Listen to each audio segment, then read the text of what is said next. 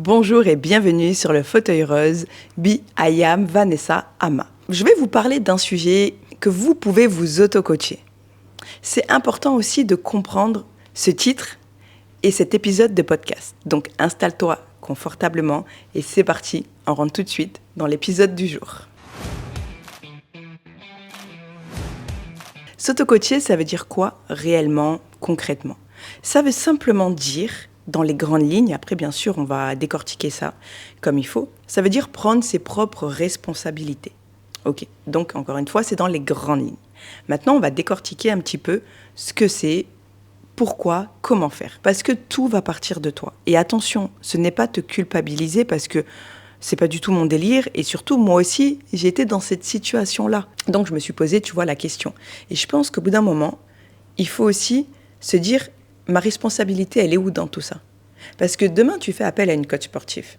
Elle va te donner des exercices, tu vas faire le cours avec elle, tu vas payer la séance à l'heure ou elle fait un forfait. Ça n'a pas d'importance dans l'épisode de podcast, on s'en fout. Mais ce qu'il faut sincèrement se dire, c'est qu'elle ne vit pas avec toi chez toi. Donc c'est à toi, tu vois, chez toi, de t'auto-coacher, de prendre tes responsabilités, d'assumer que aujourd'hui, tu dois peut-être être en déficit calorique ou peut-être manger un peu plus, tout dépend de l'objectif que tu as. Mais du moment où tu es seul avec toi-même, tu dois apprendre à t'auto-coacher. Et ça va être pareil dans la vie de tous les jours, pour ta spiritualité, pour ton développement, pour ta vie de famille, etc. C'est vraiment important que tu comprennes que tu peux te coacher. Te coacher pour être responsable de ce que tu veux et de ce que tu ne veux plus. Parce que à chaque fois de penser que sans cette personne-là, tu n'y arriveras pas, c'est te mettre dans une position inférieure à cette personne. Et du coup, dans ton esprit, ça tourne en rond. Tu te dis, mais en fait, toute seule, j'y arriverai pas. Alors que toute seule, tu as énormément de capacités. La guérison va commencer par soi. Et je parle de toute guérison. Qu'elle soit spirituelle, mentale ou autre. Se faire accompagner est très important. Attention, nuance. Mais tu vas devoir mettre des choses en place. Tu vas devoir comprendre des choses. Tu vas devoir avancer. Tu vas devoir t'aimer. Peut-être que tu te détestes, mais tu vas devoir apprendre à t'aimer. À t'aimer plus, à t'aimer un petit peu, beaucoup, 1% de plus. Tout ça est vraiment important. Aujourd'hui, il y a beaucoup de formations en distanciel, il y a beaucoup de programmes sportifs en distanciel. Donc, si tu suis un programme à la maison, quel que soit le programme, tu dois t'auto-coacher finalement. C'est toi la coach. Tu dois être ta propre coach. Tu dois être ton propre mentor. C'est important que tu te fixes des objectifs, que tu te mettes de la discipline. Et beaucoup de personnes disent que la motivation, c'est du bullshit. Moi, j'y crois à la motivation. En fait, si tu veux, la motivation, pour moi, elle va être importante dans les débuts de n'importe quelle transformation que tu vas entreprendre. Parce qu'au début, c'est très compliqué de se créer une discipline.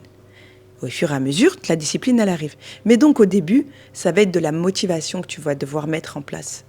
Tu vas devoir te motiver à peut-être sortir 10 minutes plus tôt de ton lit, à mettre ton réveil 10 minutes plus tôt, à peut-être marcher 10 minutes de plus. Au début, on peut dire ce qu'on veut, ce n'est pas de la discipline. Au début, c'est « je dois me motiver, je dois le faire ». Au début, on le prend comme une contrainte, comme une obligation. Et au fur et à mesure, je t'assure que ça ne deviendra plus de la motivation, ça ne deviendra plus une contrainte, mais ça deviendra une discipline et ça sera naturel pour toi. Et là, du coup, tu t'es auto-coaché. Parce que tu as pris tes responsabilités de ce que tu voulais et de ce que tu voulais plus. Tu as mis des choses en place.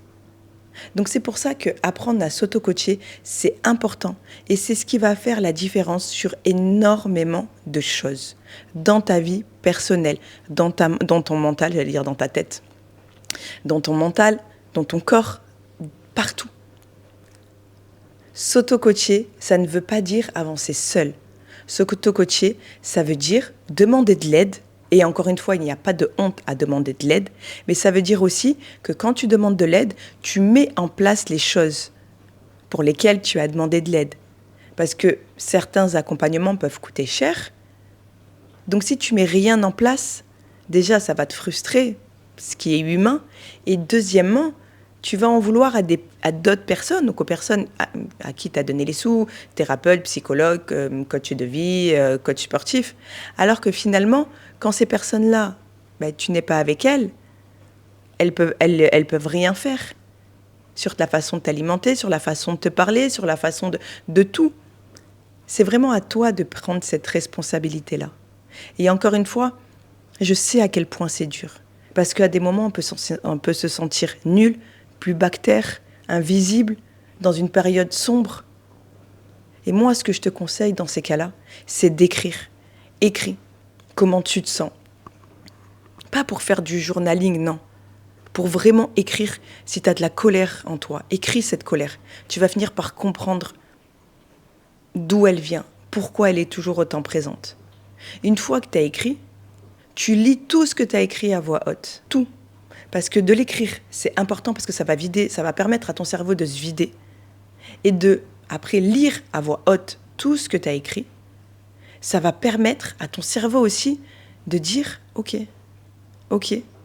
bon je commence à comprendre certaines choses. » Une fois que l'écriture est faite, la lecture à voix haute est faite, tu prends cette feuille et tu la brûles. En fait, c'est un accord que tu vas faire avec toi-même. Il n'y a rien de magique là-dedans, il n'y a rien de perché. C'est vraiment un accord que tu vas faire avec toi-même. Et j'ai écrit ma colère, je comprends d'où ma colère vient. Je brûle tout ça, j'en veux plus. Ça me pèse trop sur mes épaules. C'est vraiment là-dedans, tu vois, que c'est important. Je vais te prendre un exemple. Mais ne prends pas mon exemple au pied du mur. Mais par exemple, tu vois, quand on se marie, je suis mariée, on se promet fidélité, sincérité, on se promet plein de choses, d'accord ?